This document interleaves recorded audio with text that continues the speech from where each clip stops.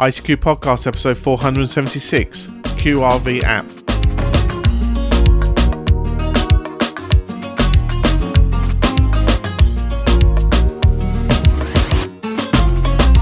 Well, hello fellow amateur radio enthusiasts and welcome to episode 476 of the ICQ Amateur Radio Podcast, supported this episode by Jeffrey Collier, Golf 4, Sierra Tango Sierra, and our monthly subscription donors. In this episode, we join Martin M1MRB, Chris, Mike 0, Tango Charlie Hotel, Martin, Mike 0, Sierra Golf Lima, Frank, Kilo 4, Foxtrot Mike Hotel, and Leslie, Golf 0, Charlie India Bravo, to discuss the latest amateur radio news. Myself, Colin M6BRY, rounds up the news in brief, and this episode's feature is the QRV app. Well, as always, it's your very kind donations that keeps your ICQ podcast advert free, and of course we'd like to thank Jeffrey Collier, Golf 4 Sierra Tango Sierra, for being our one-off donor this episode. His donations, along with our monthly and subscription donors, as they pay our way, keep us advert free and keep your show produced for you every fortnight. If you find value in what we do at the ICQ podcast, please do consider visiting icqpodcast.com/donate, where we ask you to take that value you receive from the show, turn it into a monetary amount, and please send it our way. Just a reminder for you as well, we are still gathering the last of the questions needed for the QRP Labs manufacturer Q&A feature that we're building at the moment. So if you would like your question answered by Hans Summers of QRP Labs, please visit the Contact Us page on ICQPodcast.com. And also listen to the end of the show, where we will have a special offer for listeners based upon our feature in this episode. Right, now we're going to join Martin, Chris, Martin, Frank and Leslie to discuss and generate thoughts about the latest amateur radio news, including NACSAT 2 preparing for deployment and ham supporting communities during extreme weather. As always, hope you enjoy. Well, hi guys, and welcome to the ICQ Podcast, episode 476, and tonight's news roundtable for that episode. Tonight, I'm joined by Mr. Chris Howard, M0TCH. Hi, Chris. Hi, Martin. Hi, guys. Episode 476. It's getting ever closer, isn't it? I know it says every episode, but yeah, 24 to go to the 500. Yeah, I was with a few people the other day, and they said, "You done for how many?" I said, well, 476. I said, but most of the presenters keep saying to me, if I'd have got the first 10 right, we wouldn't still be doing them. But there you go. There you go. We also got Mr. Martin Rothwell, M0SGL. Hi, mine. Hello. 24 to go. That is about a year then.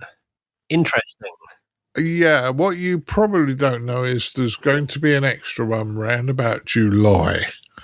Okay. So, which will make it, we will be, otherwise we'd have been early January. So it's going to be the end of 2026 will be a big celebration. 500 episodes. We're going to figure something out what we're going to do to celebrate. And they're finally going to start paying us for this. Yeah, well, where's the back wages, Martin? Yeah, you know what Colin says. You can share in his losses. Absolutely, yeah. Sorry, we're distracting from the introductions, aren't we? We are a little bit, yeah. Okay, so across the other side of the pond, we have Mr. Frank Howell, K4FMH. Hi, Frank. Now playing the part of Bill Barnes. Good evening, Martin. Yeah, well, yeah, you have done a good impression of Bill Barnes. Welcome. That's Bill doing an impression of Leslie. Brilliant. Yes. But we also do have Leslie, because Leslie's back by popular demand. Popular demand. I can see them all standing behind me. There's no one behind me. Good evening. Yeah, you're getting roughed up, mate. No problems. Mr. Leslie Butterfields, G0CIB's with us, so good to have you, Leslie. What Leslie's not telling you, he's got a load of cheerleaders going, Leslie. Yeah. Okay. Recording of it anyway. Yeah. Let's get started. I kind of like this one because there's been a lot of things coming out of about Thailand and technology, but this is a positive thing, and a lot of the other stories are coming out are not quite as positive as this. Thailand is about to release NACSAT 2, a CubeSat type satellite, very shortly. So, I got excited about this. Frank, do you want to go first on this one? Yes. we have covered satellites, and we've kind of joked that, we're the satellite podcast. The thing is, there's just a lot going on with satellites. So you're going to have a little bit of that unevenness. In our pre-recording period in discussing these stories, I made the comment that Southeast Asia in general has really been ramping up in satellite technology and building. And this is a local amateur radio club who very ambitious, very impressed, and with what they've done. They have built what they call a CubeSat, but it's really a 3-unit CubeSat. It's bigger than the normal one. And Kim Mongkut's University of Technology in North Bangkok, their radio club has put this together. There have been a number of other universities, some in the U.S. have done this. So it's not the first time it's been done, but the work in Southeast Asia has really, really been growing. I'll leave it to the other presenters to talk more about this, but it does have the knack. And I know one of our sister podcasts, Solder Smoke with Bill Mira, will definitely be covering this because Bill's always talking about having the knack. For our listeners who, are not the satellite folks in ham radio, and they go, what's up there? There's this wonderful website, satellitemap.space, satellitemap.space.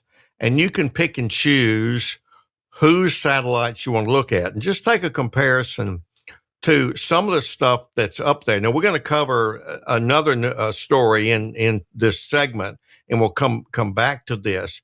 But just look at what's up there is an amazing thing if you're not already familiar. So, Martin, I'll pass it back to you, but this is just a great story. Yeah, it's a positive story, which I quite liked. And the satellite website you were talking about shows all the satellites that are up there. And I'm sure the others will say, we have no idea how they put them up and they don't bang together. There's just so many of them. But there you go. Martin, what's your thoughts? I love the comment on the knack, and if anyone doesn't know what that means, go onto YouTube and do a search for Dilbert and the knack, and you will see where that comes from. But yeah, new satellite, it's got an APRS digipeater on it. So if you have APRS in your car, and if you're lucky enough that your antenna is mounted on the boot or the trunk lid, try opening your boot so the antenna is sideways to the sky, and see if you can send an APRS packet at it. We did it with the ISS from the car park outside the church hall on a Monday night once. And I remember the excitement when it happened. Yes, we've actually hit it. It was, okay, we could see the ISS flying over at the time, but it was really exciting. I like the stories. Comments that it demonstrated Thailand's ability to build a satellite domestically. And I have visions of this being built in someone's garage, could be domestic, but I don't think that's quite the case. It looks like it's got lots of other tech on board as well. For something so small, it's incredible. Non-amateur missions include earthing imaging camera, store and forward IoT data collection thing for remote sensors. Curious what that is. Ultraviolet radiation and a few other things. Got downlink on 2 meters for, I think, APRS and some other stuff going on. Telemetry being transmitted down to Earth around 400.63 using FSK. Does that mean that we can download it with just like a normal digital suite? Do we need to do anything special other than the right antenna? Or equally, they're saying it's there. Are we allowed to listen to this? I know it's over the air and in theory you could listen to it if it's not encrypted, but are we allowed to do that? I'm not sure, Martin, but I've certainly, when we've played with CubeSats and this school one that runs over the FunCube dongle and the FunCube sats, I've looked at the telemetry and the information going on there, and that's very interesting to look at. So if you got the program, I'm sure you'd be able to do that. I need to get more into this. Every time I pick up my radio, I thought, I miss doing this. I need to find more time to do that. Yeah, the hobby's massive, as I was telling lots of people yesterday when I was out and being quizzed about it. It's massive, and you can't do everything, is what I'd say. Hey, Martin, I'll tease our audience for a little bit. We do have an agreement for an interview with the new president of AMSAT US, and perhaps following on that, we'll get someone from AMSAT UK. So we'll have some more information, hopefully, from the two AMSAT organizations over the coming months. Yeah, that'll be good. So I spoke to AMSAT UK a good few years ago, so there's obviously a lot that's happened since then. So, yeah, I'm sure they'll be very good. Leslie, what do you think on this one? Well, to be honest, Martin, satellites aren't really my bag, but it does look very, very interesting in the spec that it can do. One other thing what I am going to mention is the link that Frank mentioned.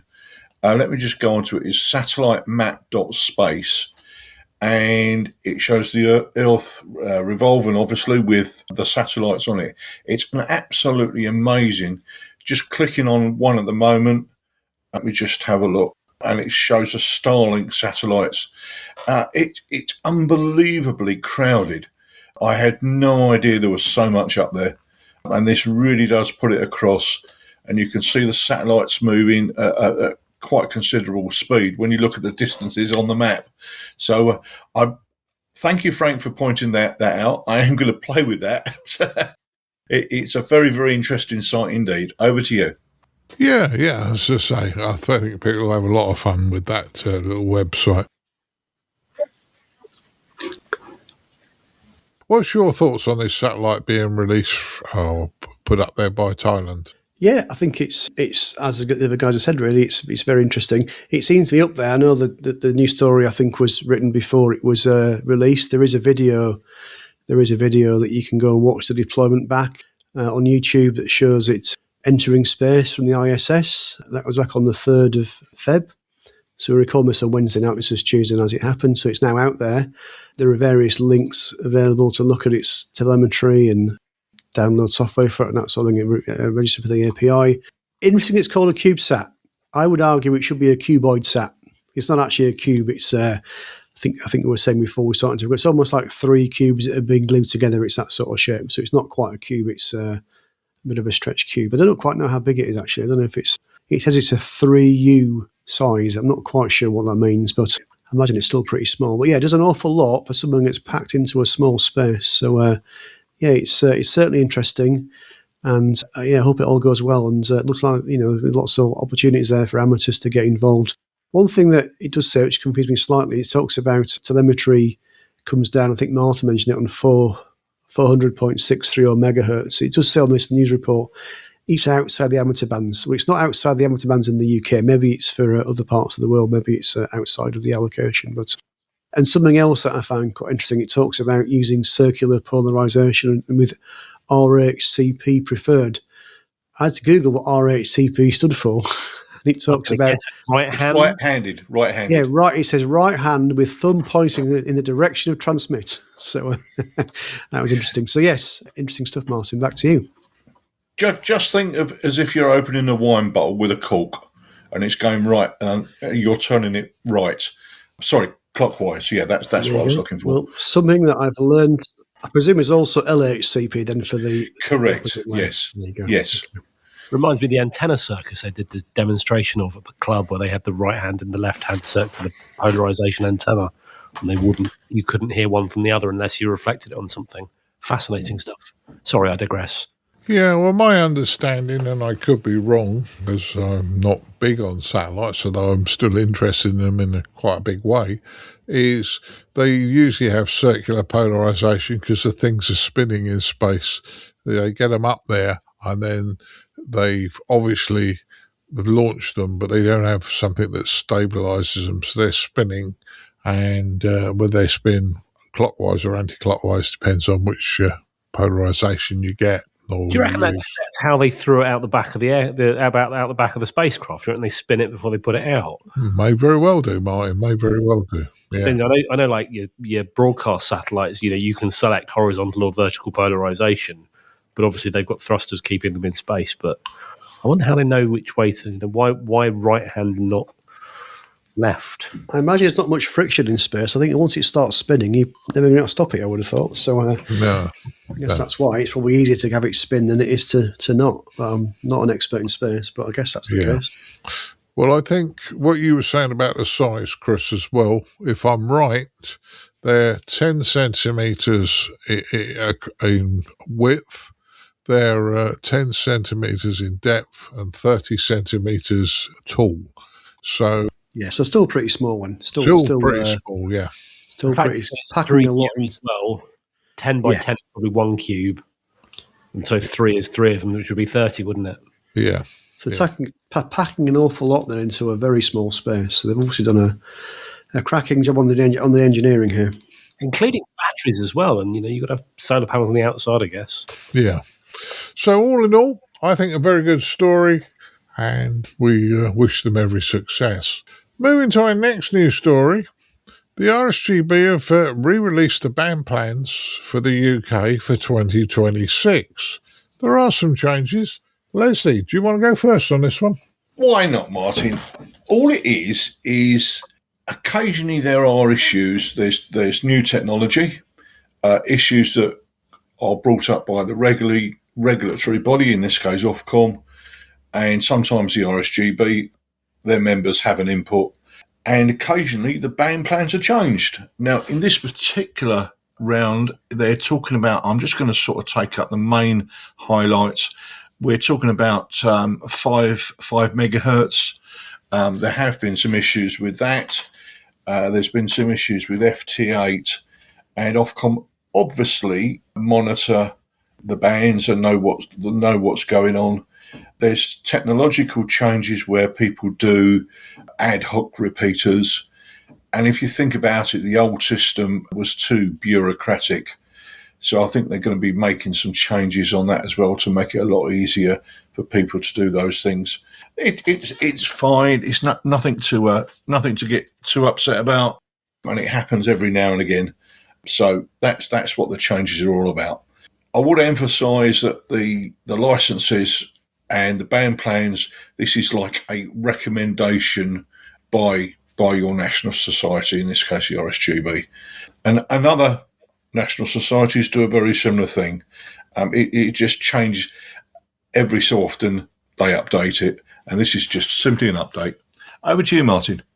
Yeah, you're right that in the UK the band plan is not mandatory. However, what your licence does say is you don't cause interference to other people. Absolutely.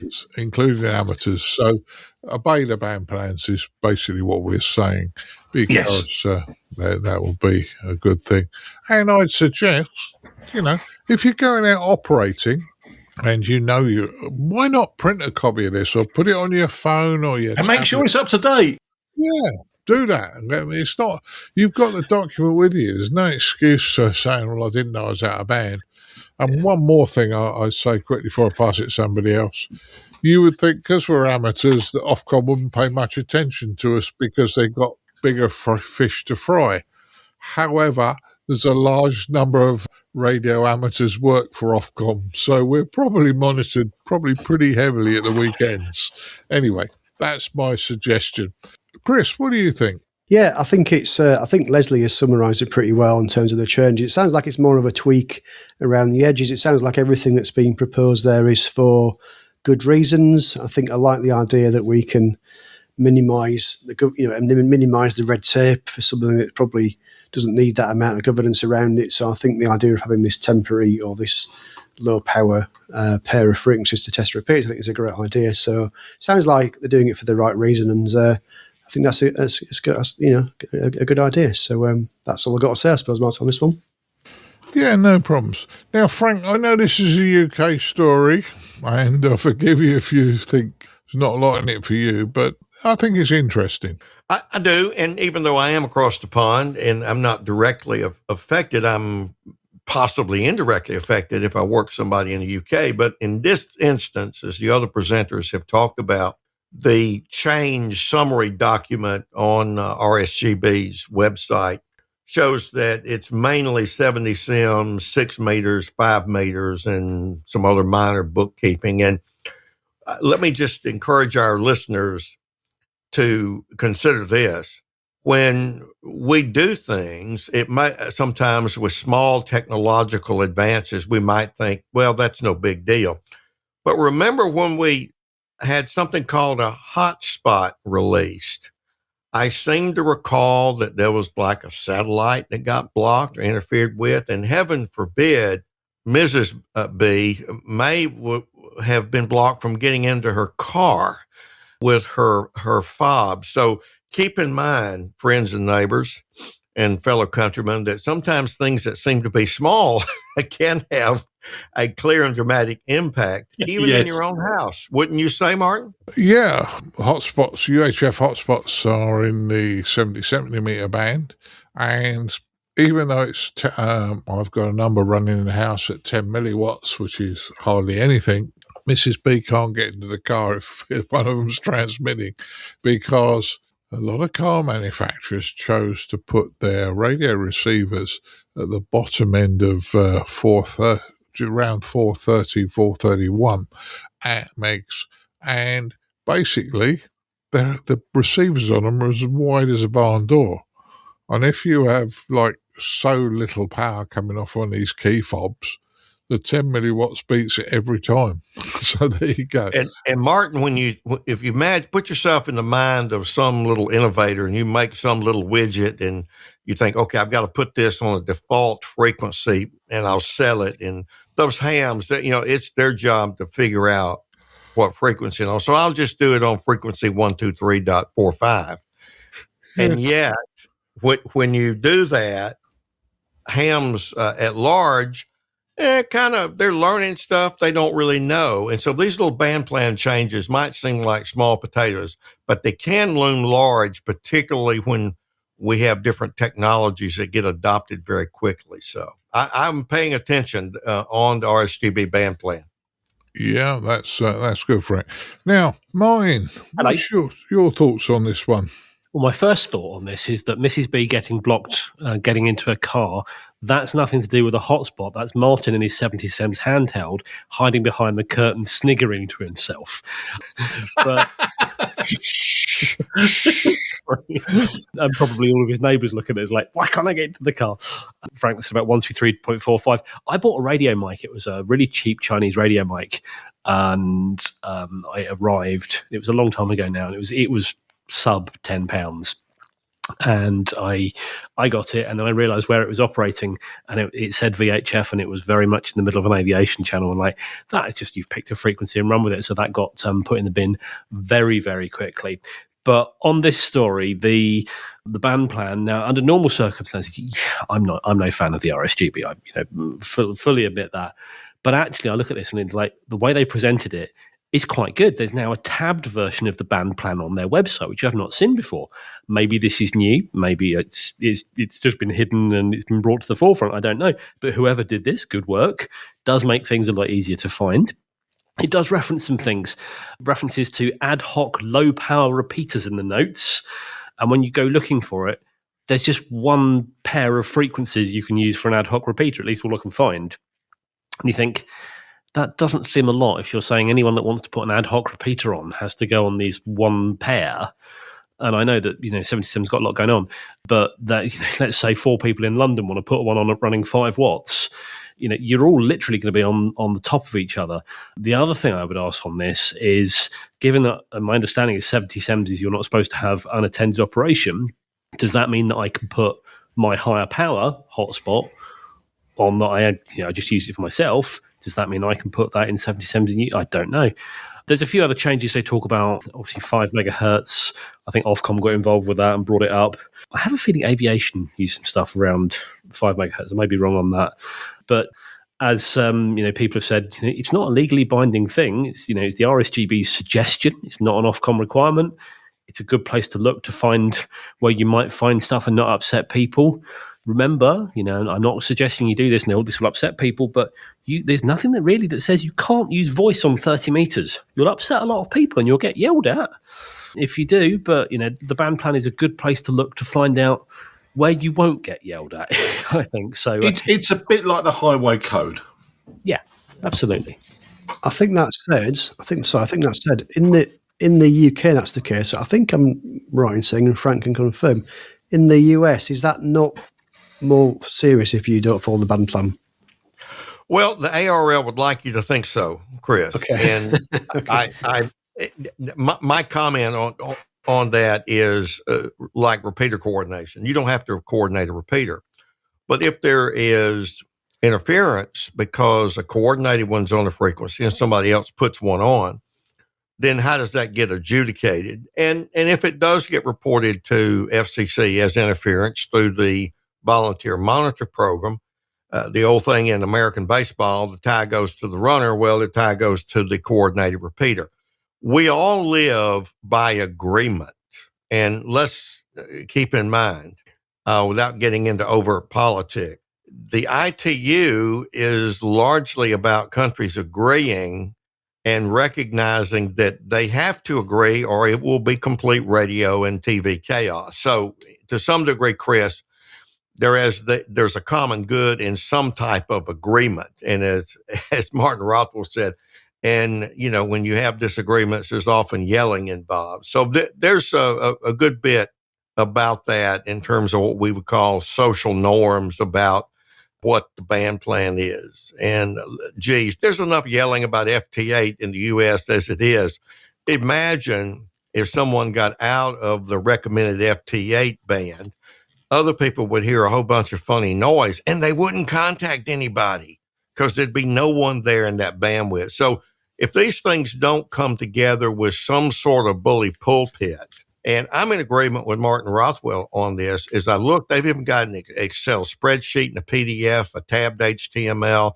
So the people at RSGB who thought about this to help us not be as ignorant as the rank and file of us kind of sort of tend to be, because we're not all up on everything all the time, right? So yeah, there'd be a lot of yelling going on over here, Chris. Got it. Thank you, Frank. Yeah, so all in all, that's quite a good one. Right, moving to our next news story. Radio Club works. Amateur radio works. We all know that because we do it.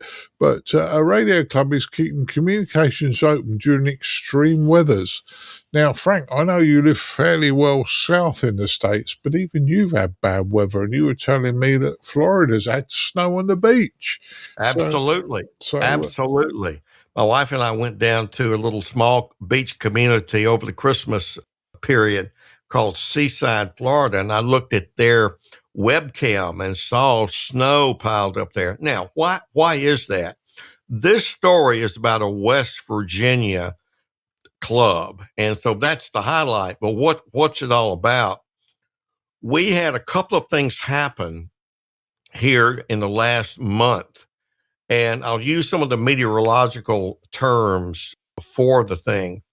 We had one, the LRC, the LESAC recurring cycle. That's 10 to 11 week range of things going on. And it's part of the Arctic Oscillation.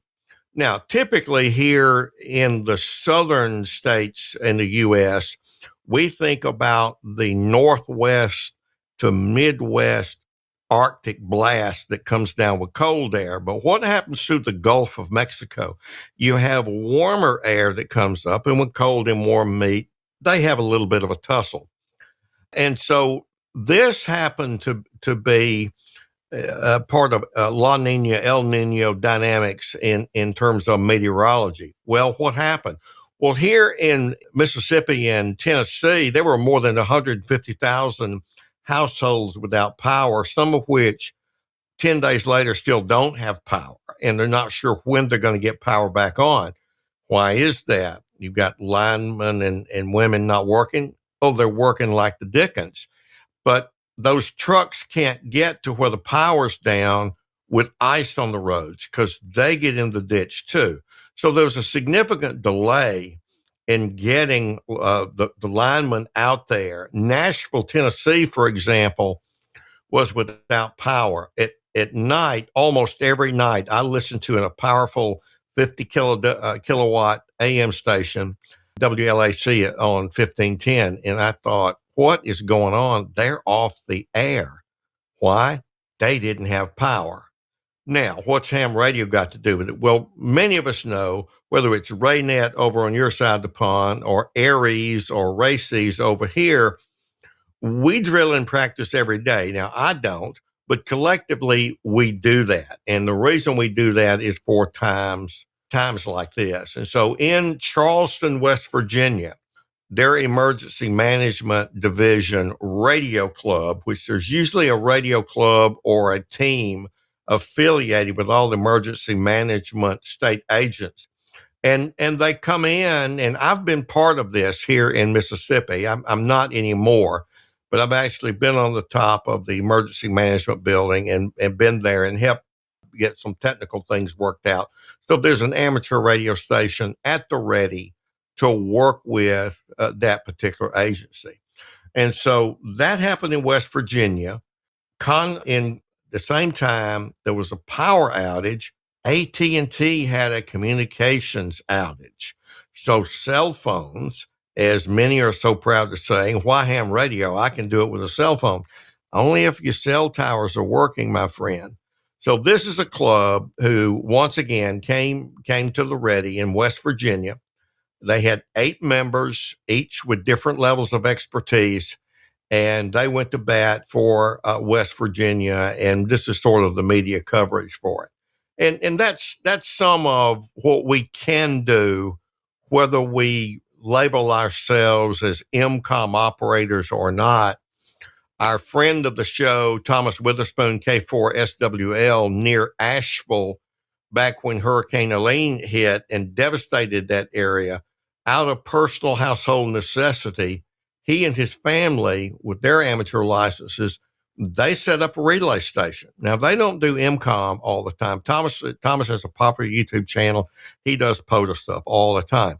Well, because he's always doing these activations, he certainly used those skills. And so I've kind of gone on a little bit at length, guys, here, trying to pound the drum on their behalf, because when it hits the fan and no one can get through, no matter what the cell companies say, when their stuff fails, there are amateur radio operators there. And this is what this story is about. Yeah, good comment, Frank. Yes. Leslie, what's your thoughts on this one? I think it's a good story, Martin, as it's been very, very well covered by Frank. I think the thing is that you're right, the mobile phone networks are good, but they do go down. And when they do go down, the one thing that will work and can be put up very, very rapidly is amateur radio kit, be it VHF, HF, whatever. You can always put something up very, very quickly. Just hook it up to a car battery and you're away. I'd say bravo for them for their efforts. We do have similar organisations that in this country, Raynet, etc. But to be honest, I've never got involved in what they do, but I would imagine it's very similar. Over to you, Martin. Yeah, no problems at all. Well, I was a member of Raynet for a couple of years. I just couldn't commit the time in the end. Yeah, they rang me up one day and they said, "Oh, you're rostered on this weekend." I said, "Well, who's paying me flight back from Cyprus?" But that was another story. Yeah, okay. So, Chris, what's your thoughts on it? Well, I know what Martin Butler's going to say. He's going to say, when all else fails, amateur radio. I've got that written down here, but you took my thunder. It's all good. Beat you to it. Sorry, Martin. But yeah, absolutely. This is the situation where we know that we can very simply get communications working. We don't even need men's power. We know with some simple kit that we've all got as amateurs, we can get the message through when it's required. So great, this club have done that. I think we'd all chip in, if it was required. And yeah, no, great. And, as it says, that when there was some downtime with the, should we say, mainstream communication systems, from this case, from AT&T, amateur radio will always get through. And it's great that the guys got together and did it and hopefully help people out. And, it talks about they were providing snow and snowfall and ice reports, traffic reports, welfare checks, that sort of thing. So if it helped to do that when the phone system went down, then it may have helped some people out. It may have stopped some people from worrying. It may have, helped people to get around what was going on. It did seem like the weather was pretty extreme from what I was seeing on the news. It even got to the news over here in the UK, the terrible weather that was hitting the States a week or so ago. So hopefully that's all starting to return to normal now. Yeah, I hope so. Martin, last words on this one? Well, Frank keeps talking. Frank was talking about the stories in West Virginia, and all I can think of at the moment is country roads. I don't know why that's going through my head at the moment, but you can't rely on mobile phones or cell phones. I do carry a radio in my bag. I always have done. It's just something that makes me feel more comfortable. I think things like this. Maybe this is why our home-based radios that are clearly designed to be operated at home all run on 12 volts, so you can run them in an emergency situation. I think back, during snow, I remember years back listening to the local repeater, got me home 2 hours before my colleague who lived a similar place to me, just because I was listening to people talking and, and saying, oh, you can't get through there. And oh, that's useful. But in this case, they've obviously set up an emergency station. They're passing messages on. Absolutely fantastic. I do wonder what the demand is for things like this, and I do not want to take anything away from this story. I know it happens. I know people set up stations, but how much of this and things like this is people setting up stations to be there just in case versus real messages requesting for help or to contact loved ones? And equally, if you have someone in one of these affected areas, let's say I knew somebody in one of the affected areas and I wasn't an amateur radio person, how would I go about contacting that station? Hey, can you go and do a welfare check on this address? I mean, is there a central, place that you could get in contact with, like an emergency office you can get in contact with that could then pass the message on to this station? How does that work over there? I can try to add to that, Martin. It's spotty and it's localized, and there are usually the county or parish or other political entity here in the States. Like I live in Madison County, which is a northern county in the Jackson, Mississippi capital metro area. There are public officials whose job it is emergency management. And some are much better than others. Some areas, it's almost political patronage back in previous years. What happens is like what you would expect in other scenarios. Why did Mississippi's EMA get to be what it was? Because it had little to nothing and a catastrophe called Hurricane Katrina hit. Well, then the state got embarrassed and it built a war room that looked like NASA in a control room. I mean, literally, it does. And so that metaphor is important because over time, ham radio tends to get forgotten about as new things like sat phones occur. Hospital Association Mississippi says, we'll just buy sat phones. And that's a one and done. Well, then the company whose sat phones they bought went out of business 2 years later, and they came back and want to know, can you help us? The problem we have is that we often get forgotten about until there's a real disaster, like the one that we're talking about here for the West Virginia area. There were many other areas that are impacted, and they're still impacted. And poor communities still don't have power, and they don't know when they will. The Delta region of Mississippi, a lot of poverty, a lot of big farms, very devastated. So what happens is the further you go from a given county, from a really bad emergency, the more amateur radio in preparation gets forgotten about. No matter what they say, we're ready. Oh, they kind of aren't. But then something will happen and everyone scurries. And not to give too much sunshine to us hams, but it's the hams who tend to fill in the gaps. And how would you get that message through? It would be a number that someone from the outside could call to either the state or the county where the impact is or the loved one, and then that would get handed over. And because we tend to drill and practice collectively, there would be a way figured out to get it to the closest location. Now, sometimes we can't get out when there's ice on the roads or there's a fire that blocks you, such as in Los Angeles when those fires were going on.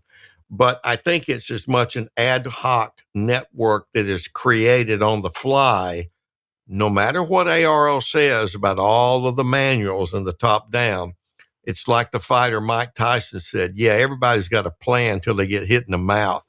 So that's my best answer, Martin.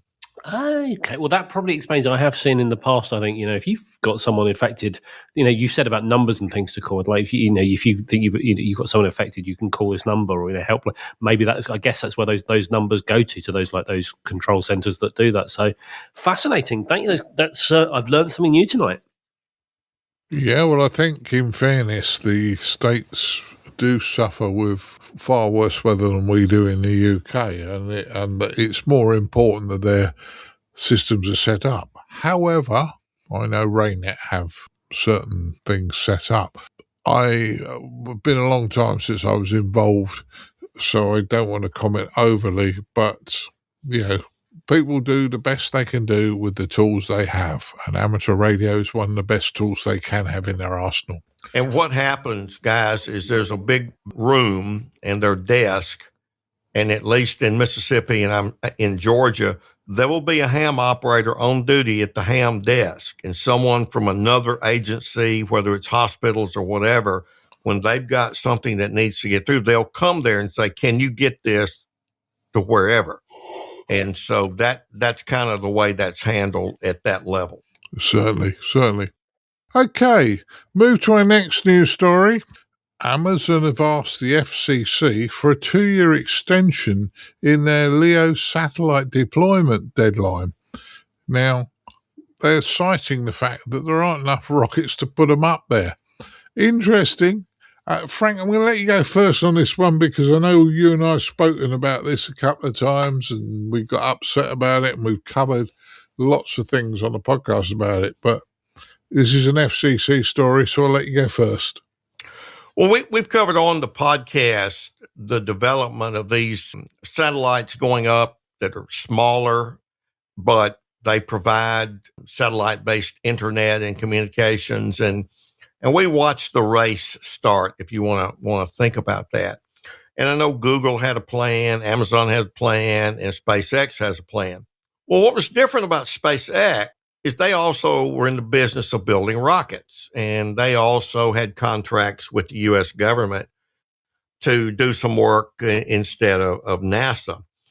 Now, Amazon got a little bit of a later start in developing theirs, and we covered their LEO broadband satellite development plans. And so part of that is to go to the FCC to request an allocation of bandwidth, and we're going to put this up, and we're going to do it by making this reservation for these frequencies and getting IP addresses to hand out to customers who buy service from you, and so on and so on. And we're pretty familiar with that today for Starlink, the SpaceX product. Now it's Amazon, they're getting ramped up, and to get that permission, if you order a pizza, they'll tell you it'll be ready in 20 minutes. And if you hadn't showed up in 2 hours, something's going to happen to that pizza. So next time you call in, they may not want to take your order. Well, it sounds simple, but in principle, it's like that with the FCC. You've got to get so many in use by this date, so many by that date. So this is the story. Amazon says, we can't get enough rockets. We don't build them like SpaceX does. So we can't get enough rockets to send our LEO satellites up. And they're making about 30 a week or about 1,500 a year, which, and as we talked about in a previous story, and the website satellitemap.space, it is the one I mentioned during that story. And it's certainly relevant for this one as well. And so look at all that's there. They can't get them there on the timetable they promised the FCC. So they're saying, can we have more time? So that's where we are on the Amazon. And many people would say, well, let's give them that because we want them up there to compete with SpaceX, because SpaceX has been, certainly in the U.S., the dominant one. And it's no surprise that more recently there have been news, rumors, if you will, that SpaceX was going to lower its prices, Perhaps it's on the pending competition. We don't know. But that's what the deal is, Martin, in a nutshell. Oh yeah. So interesting stuff at that. Chris, what's your thoughts on Amazon satellites? Not got a huge amount to add. I mean, the story is that, as Frank's described, not enough rockets, need some more time to figure this one out. So you're talking about some eye-watering amounts of money, $10 billion. I guess they're making huge investments, but I guess it's a long-term investment. They'll be making that money back over a number of years. A little bit like, 20, 30 years ago in this country, we had the cable companies digging up all of our roads. Must have spent billions of pounds doing that. But now they've, over that time, they've now recouped that money by selling us all cable TV and internet services and that sort of thing. So, I'm guessing it's a long-term thing. It's a fairly new industry, I suppose. I'm sure, where this will be in 10, 20 years' time, who knows? But it's very interesting and very exciting that we've got companies like SpaceX and Amazon launching satellites and trying to give us internet anywhere, pretty much on the planet. And no doubt it will be a fairly low cost. But, once this becomes a pretty established technology, this will just become the norm. I remember when I was over in Ireland for Christmas, and we got the ferry across the Irish Sea, and we got internet on the ferry for the 8-hour crossing, and that was via Starlink. When I did a little, connection to the internet and asked it what my IP was, that's allocated to Starlink. So clearly the ferry was using Starlink, and that's going to become more and more. And I'm sure as devices, your car and other vehicles and other things need internet connectivity, this sort of thing's going to get built in, especially given that it's fairly often the case, and reasonably often the case. You'll drive around and maybe sometimes you'll lose your you lose your phone connection, and you can't quite check your social media or your email, that sort of thing. And this will fill in those gaps, which I think is going to be useful. But so I get it. This is the start of a technical revolution, I think, in terms of communications. And Amazon just want a little bit more time, that's all, because of some problems with getting all the rockets. So it's an interesting story. Oh yeah, it's very interesting, and we'll see what happens. Okay, let's move to our last news story. And the Girl Guides in February, pretty much every year, have a thinking day on the air, or thinking day. And as amateurs, I've certainly been involved with what we call Thinking Day on the Air. A great time where you can put young ladies on there and have a go. But Chris, I'll let you go first on this one, because you did put this one up and it's a little bit more than just another event, isn't it? Well, I think this one is special because it's the 100th anniversary of this movement. This must predate the Girl Guide movement, because I think from what I read, the Girl Guides started a little bit later. But this is World Thinking Day is, I think it's a good idea. It's obviously targeted at young women. It does help to fundraise for the Girl Guides, and as they've also now got Girl Scouts in many countries around the world. So if this gets, if this is a bit like with the Scouts with Jota, if this introduces young people to our hobby, then that's great. Even if they don't go away and want to become an amateur, it's planted a seed. If in their later life they come across other people that do amateur radio or decide they might want to get involved themselves later in life, then they'll at least know what it's about. And I think that's a good thing. And also it helps. There's lots of benefits. It helps them to communicate together. And, I think it's a really good idea. So, that's it from me, Martin. Good news, Chris. Good news. And, I'm pleased they're doing it. Martin, what's your thoughts on this one? It's 100 years. It's a hell of an achievement, isn't it? I'd say hopefully there'll be some special event stations and things on the air. As Chris said, some will want to get involved. So some might, look at getting a license. Some might not. But whatever it is, demonstrating tech like this opens the door to other tech interests, whether they hobbies, careers, or anything, and things like that. It's always a good thing. So it's a thumbs up from me. Oh yeah. Well, it's not only it's their thinking day, and I know us amateurs often do get involved and put them on the air. Yeah, but we don't think things through. That's our problem. Well, all right. Okay, I'll give you that. But no, for thinking down there, I mean, I did do one a good few years ago. In fact, I even recorded a feature on it, but it must be at least 15 years ago was the last one I done, because I've not been asked to go and do it. All I can say, Martin, I think those girl guys that you interviewed probably now in the 30s.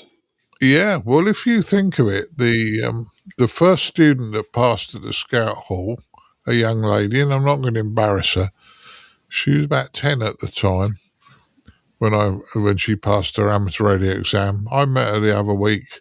She's in her 30s now.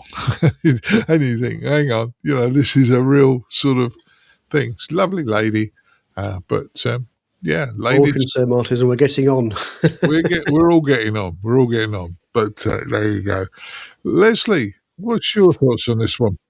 Well, the Scouts and the Guild Guides are both very respected organisations.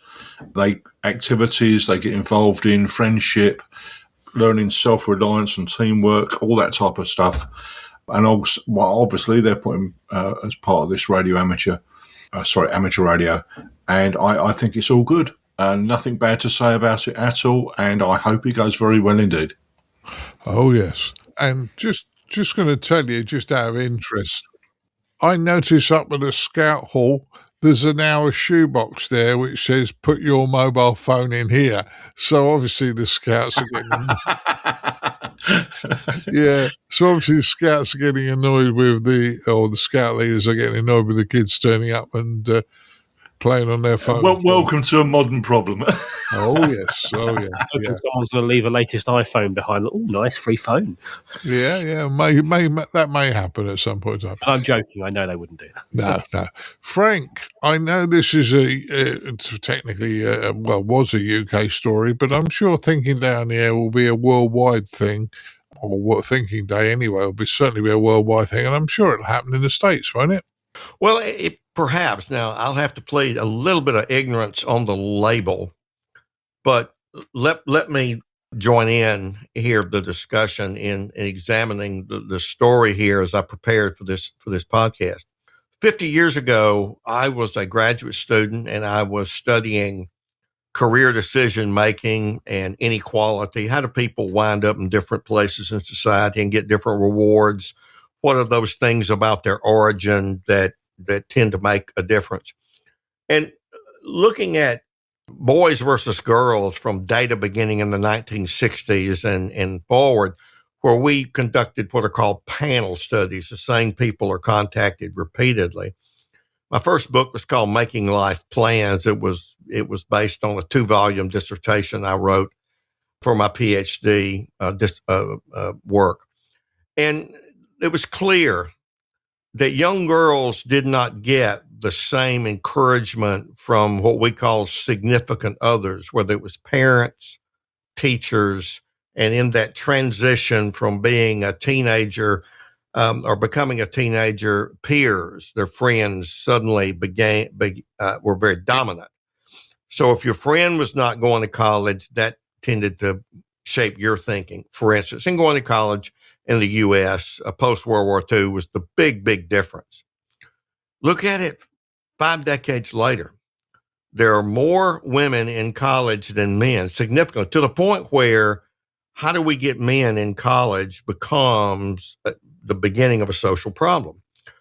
When I look at the Girl Guide phenomena in my own experience in studying gender differences, this is an incredibly important type of activity because it empowers girls.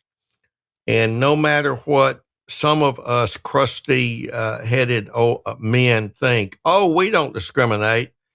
As you say, they're on the golf course making corporate decisions, and used to, you might have been in a golf club where women weren't allowed to join. That's rare today, very rare today.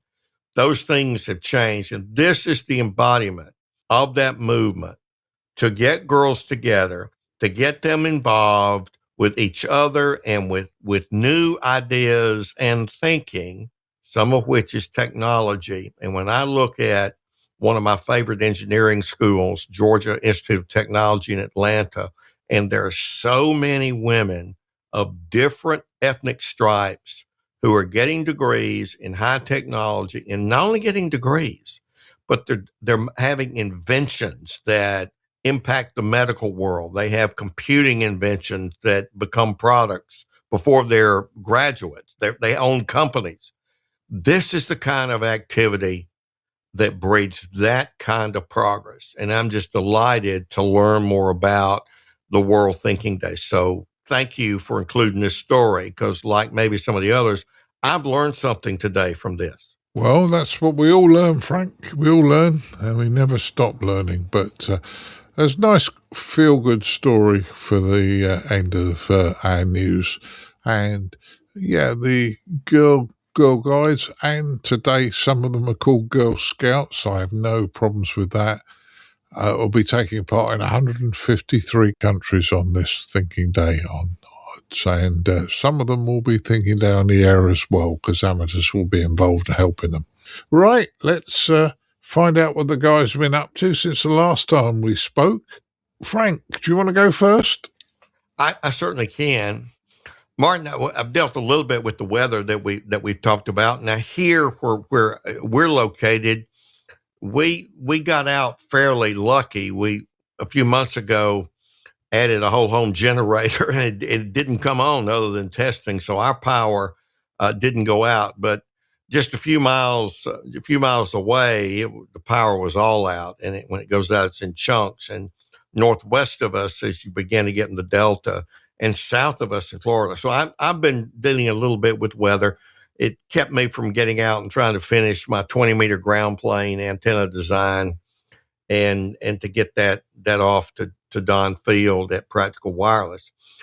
Did finish up what he says will be in the April issue, the Wavecaster vertical antenna, and looks like that will be appearing. I've been continuing to analyze POTA data.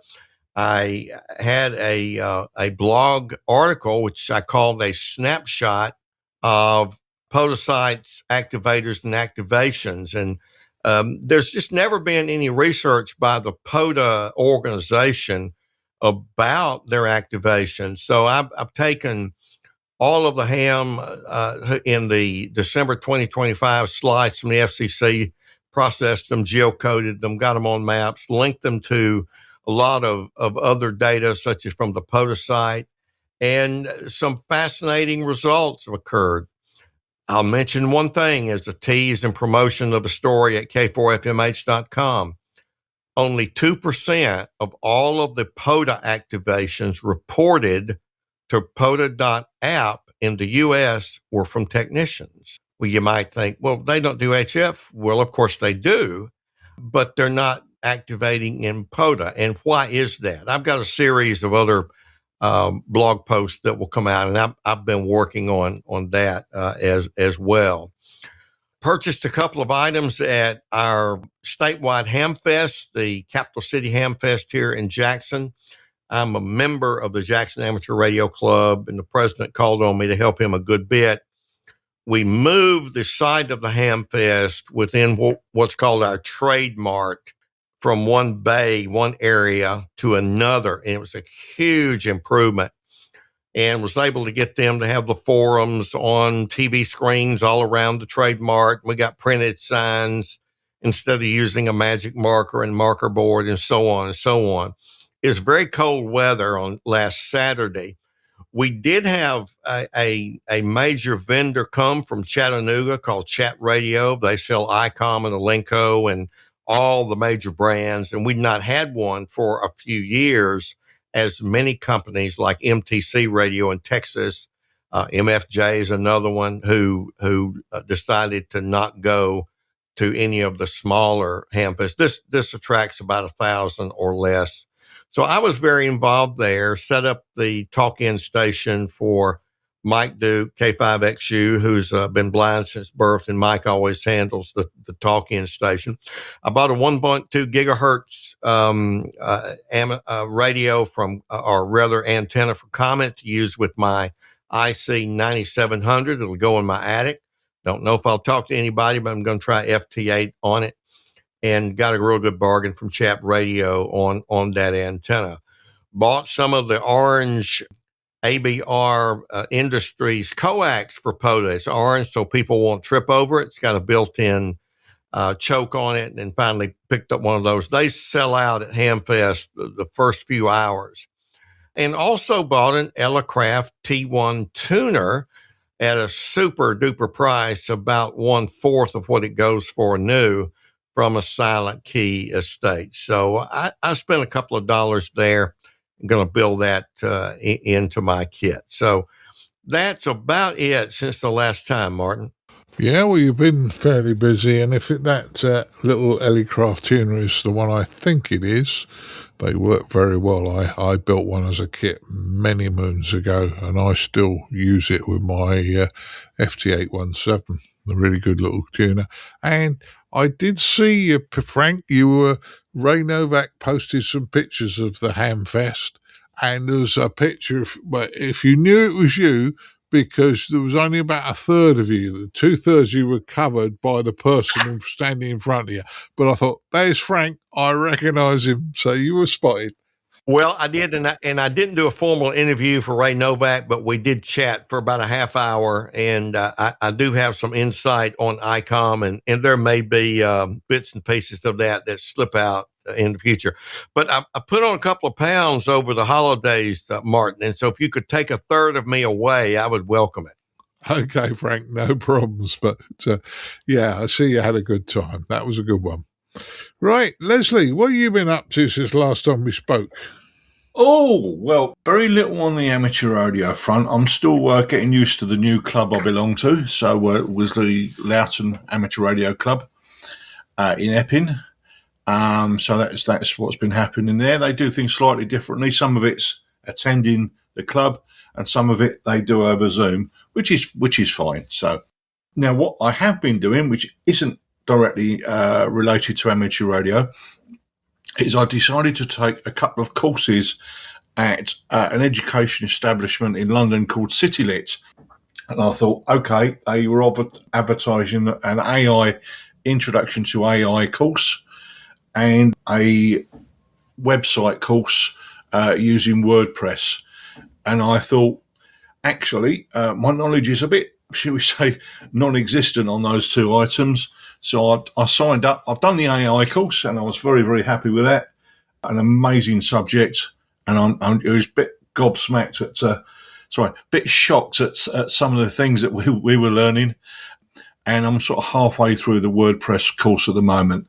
So it's been a bit busy, but not necessarily on the amateur radio front. Over to you, Martin.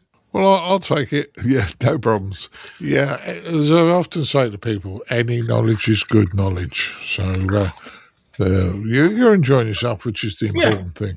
I don't know where it will lead, but I thought, why not? Let's just do it. Yeah, why not? Martin, what have you been up to since last time we spoke? It's been a while since we spoke. A fair bit, actually. I was talking to you earlier, actually, about an issue I'm having with my, in fact, both my Pi-Star hotspots. D-Star and Fusion work fine, but DMR, it's like I'm on a different frequency. I've done nothing, but both hotspots stopped working at the same time. It's not local interference, as one is VHF, one's UHF, and other modes work okay. Looking on the forums and Facebook page suggests a few people are having similar issues, but there's no fix yet. I've reached out to my work amateur radio group. People there have the same issue, but some are saying, hey, rebuild it. Others are saying, yeah, reluctant to do that, as I'm a bit reluctant to. People have done it. It's like, yeah, it doesn't really fix it. So I suspect the fix has been pushed out that it's not quite compatible with the hardware I'm using. But it's interesting that I'm using different hardware, and both of them have stopped at the same time. Also been given I was given a Motorola. It's an unusual. I say an unusual radio. It's probably Martin's probably. Oh yeah, I know what that is. It's a rubbish radio. It's a Motorola GP688R, which I believe is primarily a trunk radio. But it seems that it can be programmed in conventional mode, which it is at the moment. I have the software, and I thought, oh, that's good. I'm going to take that home, plug that into my computer, program it into my frequencies. And despite having one of those multi-way Motorola cables that can program everything from the GP300, the GM radios, the GP340 and 360s, the 688 has a physically smaller plug. I don't know why. It's just slightly smaller. So thank you, Motorola, for that. And now wanting to charge a fortune for another programming cable. As it happens, I found another one that someone was just getting rid of. I was like, yeah, okay, a couple of pounds on eBay. It's on its way to me. Yeah, I'll enjoy playing with that when that cable arrives. I had a couple of former contacts in the car. Also been listening. I was tuning through the other day and I heard something on just on one of the half channels on like 3875 or something like that on 4 meters, and it sounds like a gateway, an internet gateway or something with people talking through. But I looked online, I couldn't find, not necessarily on that frequency, but I couldn't find any reference of an internet gateway or anything like that operating there. So I have no idea where it came from, and it was a bit too far out to make out much of the conversation, but it was definitely some kind of gateway because everybody that was talking was the same level, and there was like a beep after the transmission. So don't quite know where that was, but curious. I've been listening to that. Also, the other thing the other day, and this is why I say you should always be nice to people when they ask you questions. I was filling up my car with petrol the other day, and the guy behind the counter said, "Hey, are you a taxi driver?" I'm like, "No, why?" And he said, "I just saw the antennas on your car. I just presumed you were a taxi driver." I said, "Oh, no, it's amateur radio, or ham radio. You might have heard it, or CB on steroids, as we sometimes call it."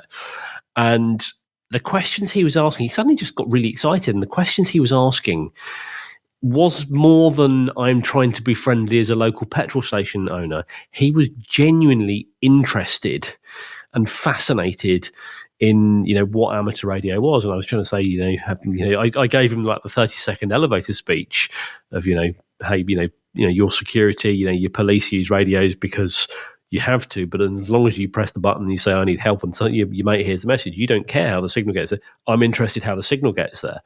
But he was like, "Oh, really? How can you do this? Where does this work? What's that? What's that? Can you really talk to the other side of that?" Like, yeah, it's quite easy to do that. Whether you do that on shortwave or whether you do it with internet gateway. He was fascinated. So had a long chat. He was in the petrol station about 20 minutes chatting to this guy. So that was quite refreshing.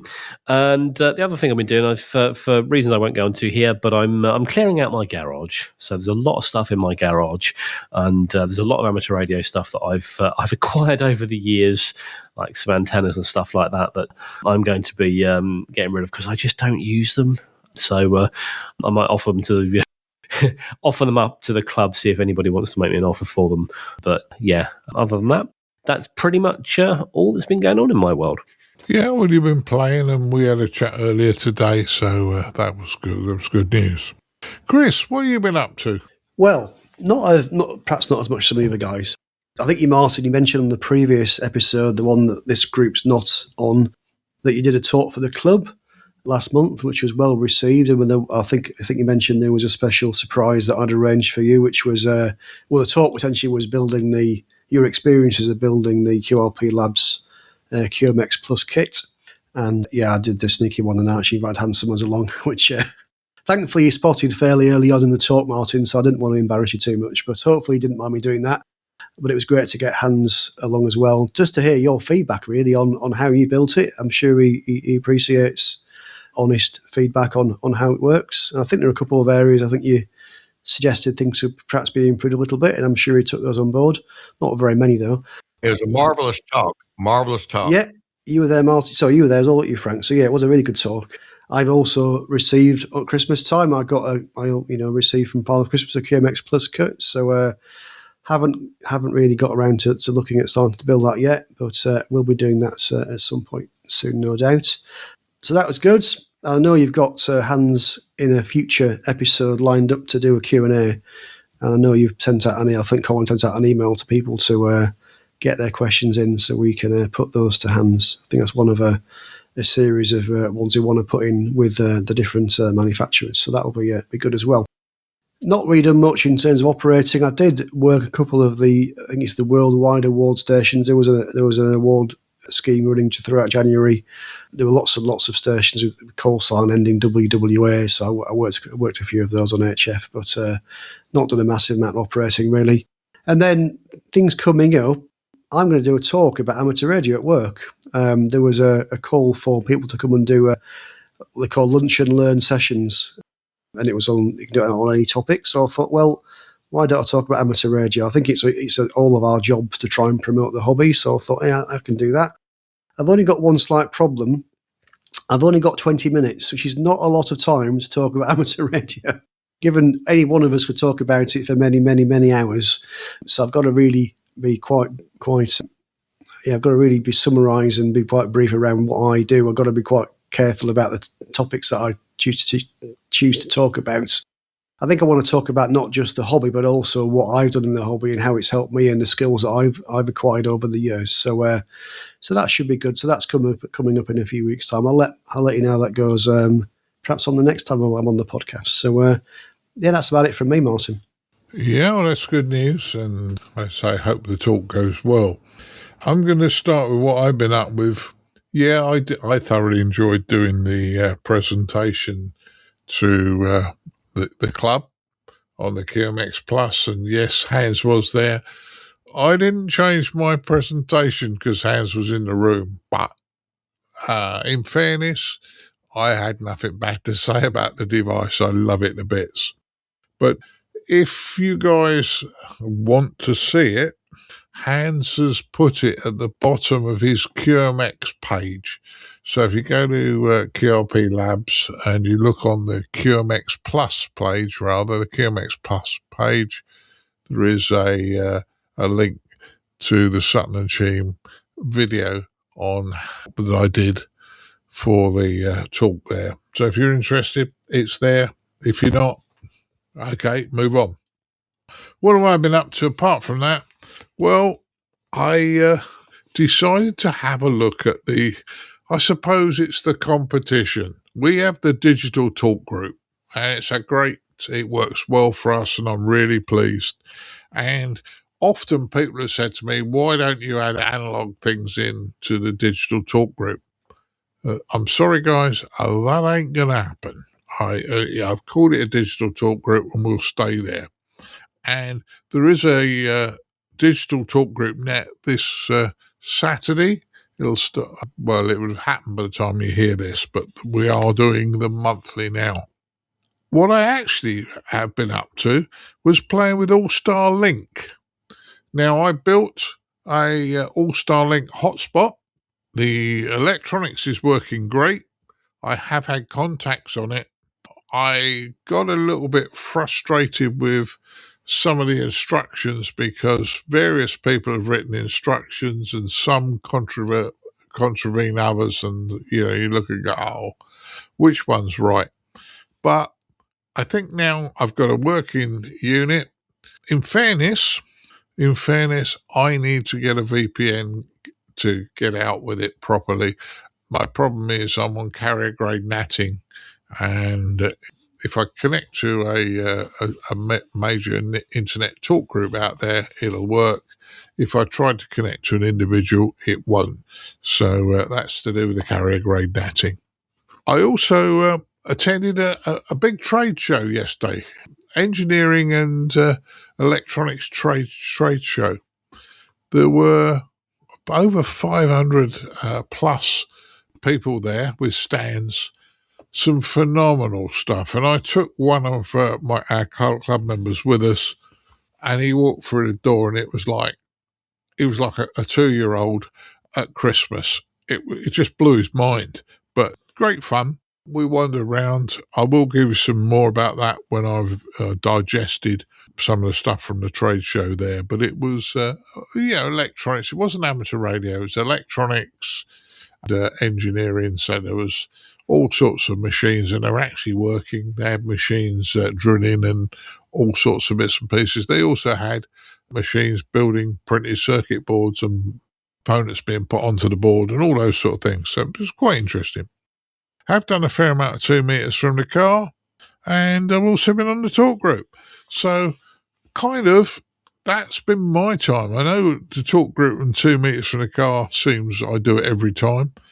Building this hotspot, when I'm happy and I've got everything sorted as I want it to work, then I'll maybe tell you more about it. But initial impressions are the digital hotspots that we buy or build for DMR, Fusion and YSF they are fairly cheap in comparison.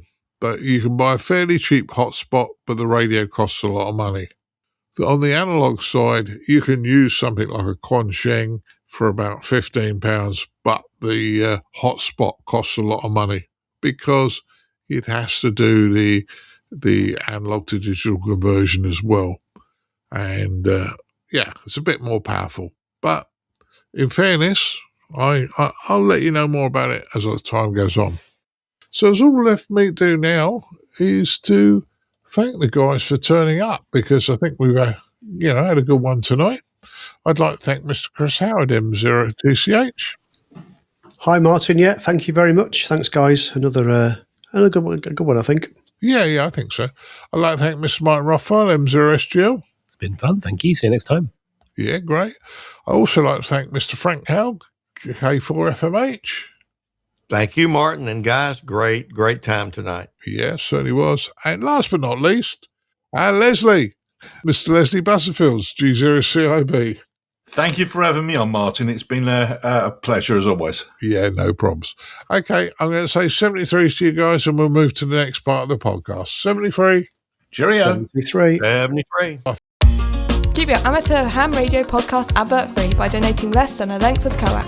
Visit www.ICQPodcast.com/donate now. For all the news, links and information, visit www.ICQPodcast.com. Now it's time to have a look at the news in brief from me, Colin M6BOY. We start with news here for any young coders out there. The ARRL has its student coding competition underway with an award of up to $25,000. It's eligible for ARRL members aged 21 years or younger who hold a valid US amateur radio license. But just remember as well, you can get ARRL membership for free as a full-time student. Open to teams or individuals, and they're looking for an application to be written that's accessible for the FCC exam preparation. And they're actually looking for an iOS device application. So it must support technical, general and extra class exams and use the NCVEC question pools. So if you're interested in taking part in this competition, check out the ICQ podcast webpage for more information. Coming up next month, HamSCI will be holding their workshop on the 14th and 15th of March at the Central Connecticut State University in New Britain, Connecticut. So it's organised by the community, and the theme is discovering science through ham radio.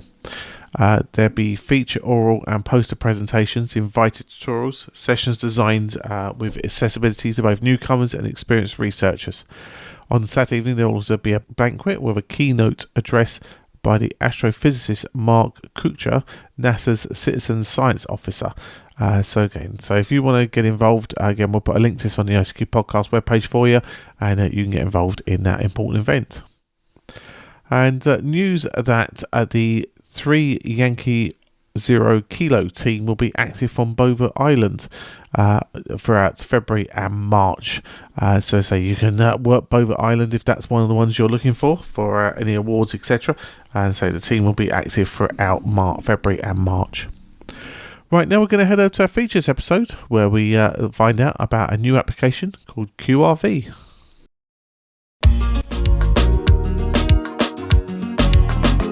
And now what you've all been waiting for, this episode's feature from the ICQ podcast.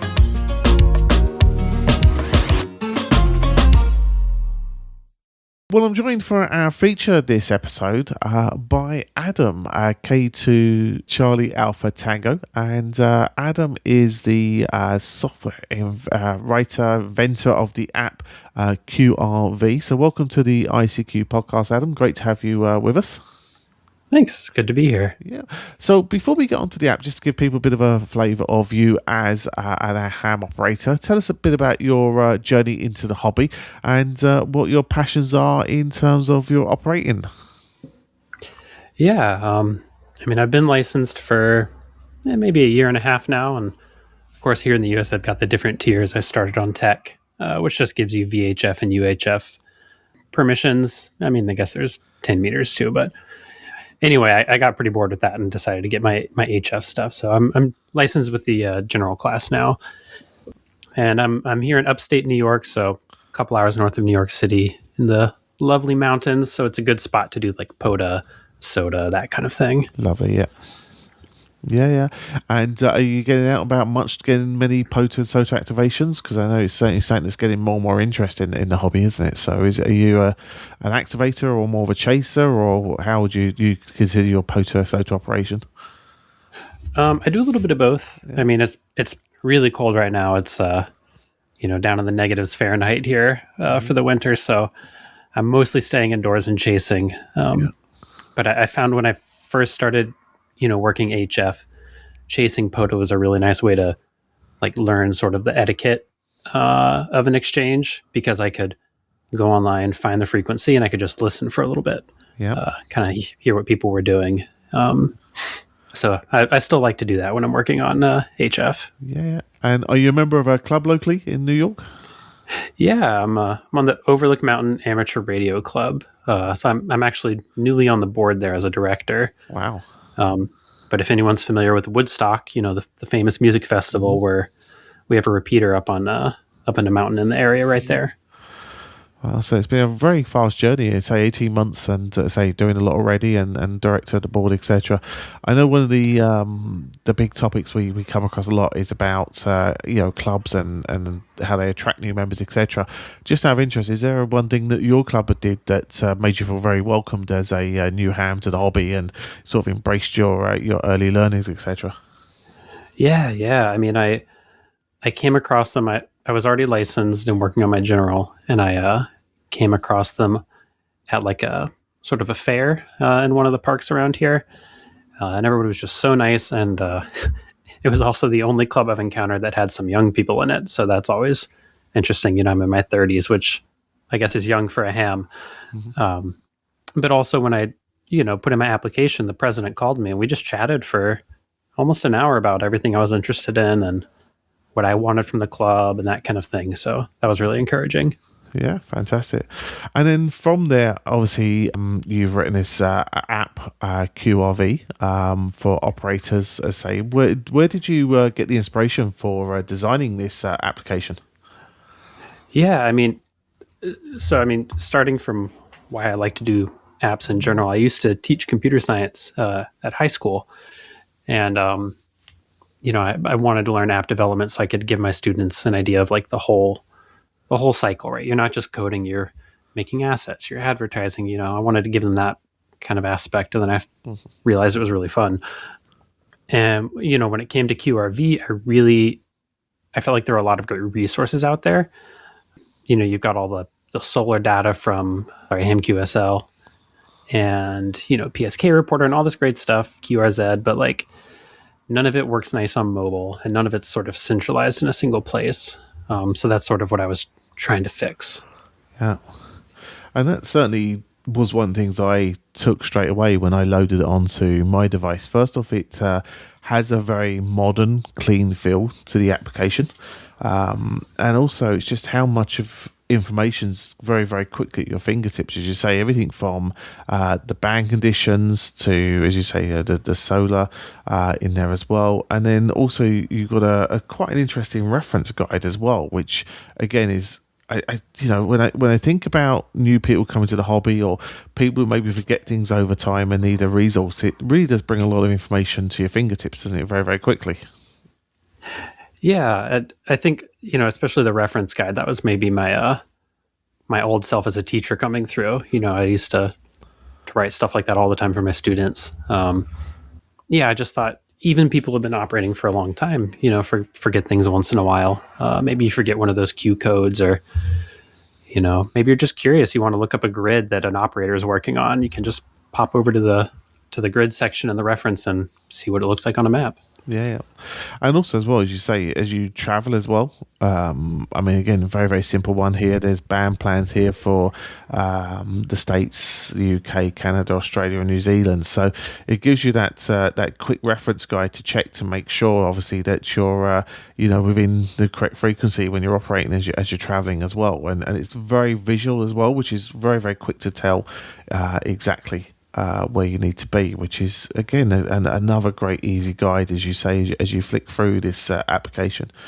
It's very fast as well, and that's another thing I've noticed. Well, it's very, very quick as you flick between the information, so you're not sort of feel like it's loading lots of information from the web or whatever it be. It seems to just flow really fast, which must make it very easy for people to use. You mentioned you do the POTA and the SOTA stuff. Again, if you've got this with you out in the field, it looks like a very positive tool to have with you while you're operating.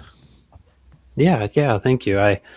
Regarding POTA, I specifically, I don't want to make a logging app. I feel like there's a lot of great ones out there, so I'm not trying to keep you on there. I definitely see this more as like a companion tool. Mm-hmm. But regarding the band plans, I'm on a couple of Discord channels for ham radio, and as I was just chatting with folks, while I was working on my prototype, one of them said, please don't make this only with US data. I can't remember where this person was located. So then I thought to myself, okay, like if I'm going to put the US band plan, let me see if I can figure out what these other band plans look like. And I speak English, so that's why I'm starting with all the English countries. I had a German operator send me an email asking if I could do some translations and add some German data, which I'm interested in, but that's the kind of thing I'd like to pay somebody to do, because I wouldn't trust Google Translate for something like that. True. You probably find that the fact is you'll probably find the community will help you out with the translation, just to bring the data in, because you take something like UK Hams going to Friedrichshafen for the big show in Germany, sort of thing. It's another useful tool for them to have. So there could be certainly some opportunities there, and there is quite a fluency in a lot of English in the German ham community, so there could be a great opportunity for you there. But the other thing as well, you mentioned obviously about not building your own logbook, but you've also been quite clever enough to create integrations as well, to things like QRZ logbook, etc., which I think that's quite a clever thing as well. Not necessarily reinventing the wheel, but using the integrations that are available to pull information across, so they're available for people from there. Yeah. When I was first developing the app, I really went back and forth on whether or not I wanted to run my own server to provide the data. So all of the spot data and all of the solar conditions I collect on a server, and then I feed it to people in the app. And that just allows me to sort of cache all the data and serve it really quickly. And that way I'm also not, hammering the PSK reporter servers all the time. That would be sort of irresponsible, I think. But it really, once I made that decision and I was, willing to pay that relatively modest cost, it just opened up so many new things, right? Once I have spots, then I realized I have spots, and, if people have QRZ, well, it should be pretty easy to, mix those things together. And it's been really cool. This is my first time running a proper server with an API. It's just been really fun seeing how powerful it is. Yeah. And obviously that server's cloud-based, or is that physically in a location that you have in there? Cloud-based for sure. Yeah. I do some personal server stuff for myself at home, but our internet's, we're kind of in the woods here, so the internet's not great, and I would hate to have that as a paid product for people. Yeah, we had the same problem when we set up the digital talk group. There was all these people who said you can put it in your house, etc. But as you say, that single point of failure that comes from being in a house, a commercial on a residential connection, where it be, you had to move it into the cloud. So I know exactly where you come from there. I think that's the other interesting, because you mentioned it as well. Obviously, there is obviously a cost in doing some of these things, but most of this application is actually free of charge. I notice there's no advertising in built into the app that I've seen so far. Playing around with it, there are a couple of premium features I noticed, which probably is a good way of doing it as well. Giving away most of the content for free, and then there's this opportunity for people to, as they subscribe for some premium features, and you maybe might explore what those premium features are. Yeah, sure. I was careful to make sure that the premium features are only the features that actually cost me money to offer. So things like the live spots, the notifications, that kind of thing. But basically things that will be free forever for everybody. All the reference guides, general solar data, lookup through QRZ and HamQTH, all of that's free. Doesn't cost me any money to offer those features, so it doesn't seem fair to charge for them, if you ask me. And then the premium features, you get the live spots, per band, similar to what you might get on like Ham Clock. You get notifications, so you can set up notifications by band, tell me when 17 meters is active. You can set up notifications for specific DXCC entities, and you can also subdo that by band. So, I'm trying to get worked all states on every band that I can. And Alaska and Hawaii are very hard for me to get from the East Coast of the United States. So I have alerts for those. Yeah. And then you can also do DXpedition alerts. And that's a newer feature that I just added like 2 weeks ago. Yeah. Exactly. No, it's I say, and I think the nice thing as well, the fact is, no matter if you're on a tablet or a phone as well, it flows. It looks very similar. Works really well in landscape mode as well. So if you've got a tablet on your operating desk, then it's working alongside you from there. So it works very, very nicely. Then we've mentioned, obviously it is on iOS, so iPhones and iPads.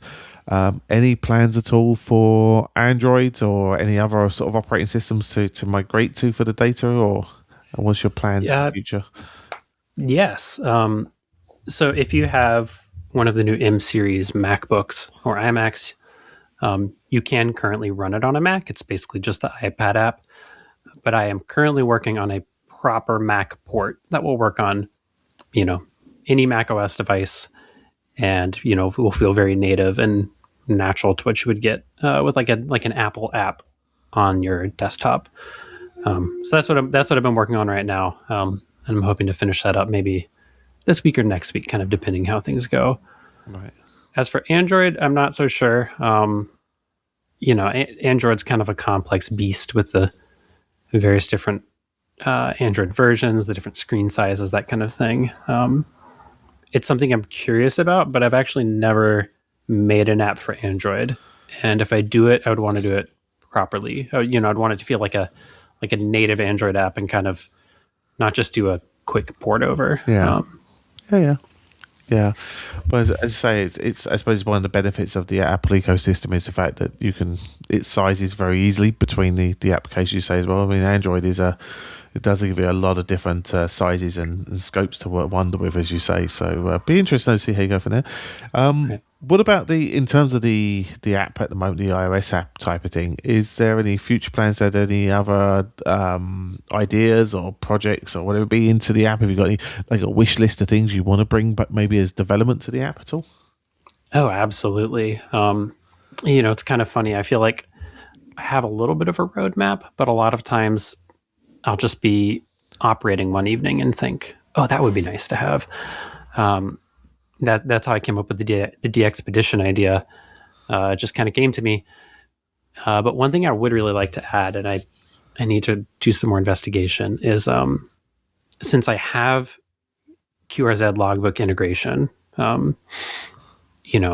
let's say you set up a DXCC alert or notification for Italy, whatever. It would be nice if my app could check your logbook periodically. And if you have made that contact on 20 meters, for example, remove that from the notification, so you're not getting notifications that you no longer need. Uh-huh. So that's something I'll probably tackle that after I finish the Mac port. Yeah. As I say, with all these projects, they're never ever done, are they? There's always something else that comes out as a thought. I could do this, I could do that, etc. So I do know exactly where you're coming from. So no problems at all. Well, it's fantastic. Well, I suppose the best thing we can do is to let people know where they can get the app from. So obviously the Apple App Store is probably the easiest place to get it from. And as I say, it's QRV, so Quebec Romeo Victor. Oh God, that was good. I lost the phonetic for a second. So yeah, just have a search in it. It comes up very fast. And as Adam mentions, while I've just been chatting, I've just loaded it onto my MacBook Air. So again, I didn't realise you can run on the full Mac. So I've got that now ready to investigate from there. And if people want to follow the development of the app, etc., Adam, where would they find out more about you and the app, etc.? Is there a website they can go to or anywhere like that? Yes, I do have a website, getqrv.com. So Golf Echo Tango Quebec Romeo Victor.com. I do a lot of just sort of brainstorming. I'm on Blue Sky, and there's a link on the website. You can find me there. And, often I'll just share screenshots as I'm working on things here and there, or just sort of pontificate on the development, perhaps. Yeah. So look, I can suggest, hopefully, everybody with an Apple device, it's well worthwhile downloading the application, give it a try, etc. It's, free to download, free to use a lot of the core functionalities. I've used it. It's very quick, very clean. It's already starting to make my life a little bit better, easier and better as a ham. So everyone give it a go. And if you're open to ideas, suggestions, there's ways to contact Adam through the app. You can reach out to him from there. So no, certainly do check it out, everybody. And it's very simply QRV from the App Store, and give it a go. Well, Adam, I'm going to thank you for joining us on the ICQ podcast. Many thanks for your time, and thanks for telling us about the new application. Yeah, thank you so much for having me. This was really fun. Wonderful. Cheers, Adam. Thanks. Well, everybody, I really hope you enjoyed our features episode with Adam of the app QRV, and great to have a new ham to our hobby and a young ham, providing valuable resources for us and developing the app there. So I really do appreciate Adam's time telling us about the QRV app. Adam has made available a special offer to all ICQ podcast listeners. If you go to the show notes page, there is a link there where you can get 2 months free of the premium features of the application. So visit the show notes page and you can click on the link there and get 2 months free of QRV Premium. But if you don't want to take the premium, the free version is still available for you. So Dan, it's a great story of a young ham developing and using his software skills to bring something to our hobby, and he's only been in the hobby for 18 months. It certainly is, Colin, and I'd be very interested to see it. I don't own an Apple phone, but I'm very interested to see it. When you're over, you can show it to me. Yeah, as I was saying to Adam in the interview, next month I'll show it to you, because you will definitely like the results section. There's stuff in there I know from your training days you'll definitely like. So yeah, we'll do that for you from there. Talking about things you're going to like, we mentioned this last episode, our Q&A session, manufacturer Q&A session, our first one with QRP Labs. Last chance is to get any questions in for Hans Summers of QRP Labs. So guys, please go to the contact page on ICQPodcast.com and submit your question, and we'll be creating those next week to put to Hans. So please guys, take that time there. And as we released yesterday was our first digital talk group of 2026. So hopefully everybody had fun, and most importantly, there's another one on the 7th of March coming up. So make sure you get that one in your diary, Dad. And I'm really hoping that, listeners had fun yesterday, and look forward to obviously talking to them again, in a month's time. Yeah. Well, I'm sure they had fun. And this one was done particularly for UK and probably down there in Australia, New Zealand type places. Next one, it's probably going to be more sensible hours for the US, but we are trying to help everybody get involved and come and join us. So it'll be fun. Exactly. So we'd like to thank Jeffrey Collier, Golf 4 Sierra Tango Sierra, for showing the value he finds in the ICQ podcast and sending us a one-off donation for the ICQ podcast. Thank you very much, Jeffrey. If you found value from today's show, please do consider supporting us. You go to our favourite link, ICQPodcast.com/donate, where you can either set up a subscription donation, or send us a one-off donation for the value you find in the show. And we greatly appreciate it, and everything you send our way goes towards our running costs and keeping your show advert-free and produced every fortnight. So please do consider us if you found value from today's show. Thanks again for everybody on the News Roundtable and sharing their opinions. Really do appreciate that. And that just about wraps us up for show 476 of the ICQ podcast, Dad. Apart from, obviously, our important thing to do now is to look after Mrs. B by finding her a biscuit and a nice cup of tea. And obviously, we look after the YLs for helping us out with the podcast. Yeah, we certainly will, Colin. Go and make Mrs. B a cup of tea and find her something nice. So all's left, as you say, for us to do is say 73. 73 is all. Catch you in a fortnight's time.